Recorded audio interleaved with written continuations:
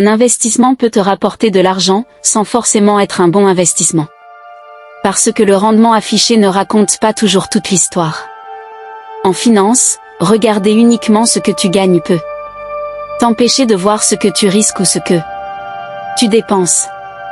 Un bon investisseur ne regarde pas seulement le rendement. Il regarde le rendement par rapport au risque, aux frais et à son objectif. Imagine 2 investissements. Le premier rapporte 10%. Le second rapporte 7%. Tu pourrais immédiatement choisir le premier. Mais imagine que le premier soit beaucoup plus risqué, ou qu'il comporte davantage de frais. Le deuxième pourrait alors être plus adapté à ton objectif. Le chiffre seul ne suffit pas, mais pour l'interpréter correctement, il faut regarder le contexte, le risque, la durée, les frais et parfois l'inflation.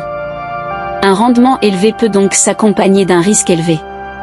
Démonstration, tu investis 100 000 francs CFA. Ton placement progresse de 10%. Tu obtiens théoriquement 110 000 francs CFA. Avant les éventuels frais et autres éléments à prendre en compte. Mais si tu prends beaucoup de risques pour obtenir ces 10%, la question devient, est-ce que ce rendement correspond vraiment à mon objectif? Avec le temps, comparer uniquement les pourcentages peut conduire à de mauvaises décisions. Il faut apprendre à regarder la performance dans son ensemble. Rendement plus risque, plus durée, plus frais. C'est là que l'analyse devient intéressant.